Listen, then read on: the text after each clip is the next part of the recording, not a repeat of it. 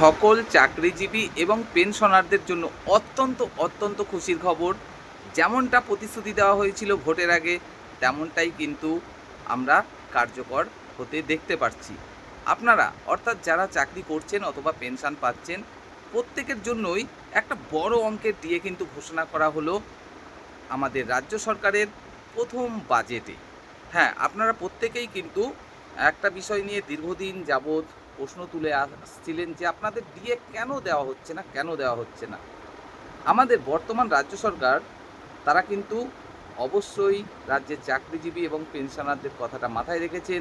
যেমনটা প্রতিশ্রুতি দিয়েছিলেন ভোটের আগে যে আমরা ক্ষমতায় এলে কেন্দ্রের সাথে যে রাজ্যের এই ডিএ ব্যবধান, এই যে বঞ্চনা, সেটা পুরোপুরি মিটিয়ে দেব। তেমনটাই কিন্তু আমরা কার্যকর হতে দেখতে পাচ্ছি। রীতিমতো প্রথম বাজেটেই এই যে 42% ডিএর ঘাটতি রয়েছে কেন্দ্রের সঙ্গে রাজ্যের, সেখান থেকে এক ধাক্কায় 20% ডিএ কিন্তু ঘোষণা করে দেওয়া হলো আমাদের বর্তমান রাজ্য সরকারের বা নতুন রাজ্য সরকারের পক্ষ থেকে একদম প্রথম বাজেট অধিবেশনে। তো বর্তমানে তাহলে রাজ্যের মোট ডিএর পরিমাণ হলো কত? আগে আপনারা পাচ্ছিলেন 18%, আর এখন ঘোষণা করা হলো 20%, অর্থাৎ মোট ডিএ হলো 38%। তাহলে কেন্দ্রের সাথে ব্যবধান থাকলো আর কত? মাত্র 22%।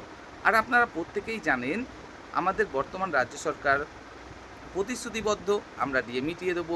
সপ্তম পে কমিশন নিয়েও ওনারা প্রতিশ্রুতিবদ্ধ, এবং ওনারা যে কথা দিয়েছেন সেই কথা যে রাখেন তা কিন্তু আমরা প্রতিটা কাজে দেখতে পাচ্ছি।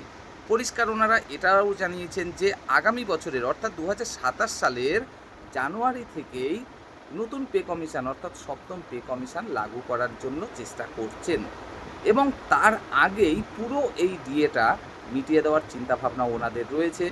তো স্বাভাবিকভাবেই 20% ডিএ যখন এক ধাক্কায় দিয়ে দিতে পারলো, তাহলে আর 22% যে ব্যবধান রয়েছে সেটাও যে মিটিয়ে দেবে না, এমন কিন্তু কোনো মতেই হতে পারে না। তো আমরা বিশ্বাস রাখতে পারি যে বাকি 22% ডিএও অবশ্যই এর মধ্যে মিটিয়ে দেবে, এবং 2027 সালের যে জানুয়ারি মাস থেকেই নতুন পে কমিশন অর্থাৎ সপ্তম পে কমিশন কিন্তু কার্যকর হতে পারে আমাদের পশ্চিমবঙ্গে।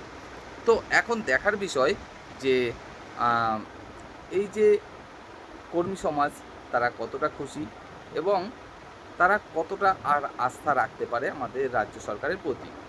তো নিঃসন্দেহে আস্থা রাখাটাই স্বাভাবিক, কারণ যেমন কথা দিয়েছিল তেমন যখন কাজ হতে আমরা দেখতে পাচ্ছি, তো অবশ্যই আমি অন্ততপক্ষে খুশি বলতে হবে, আমি এটা স্বীকার করছি। আপনাদের মন্তব্য অবশ্যই কমেন্ট বক্সে জানাবেন। তবে জানিয়ে রাখি, এই যে ডিএটা ঘোষণা করা হলো, এটা কিন্তু চলতি মাস থেকে বা আগামী মাস থেকে কার্যকর হচ্ছে না, এটা কার্যকর হচ্ছে অক্টোবর মাস থেকে।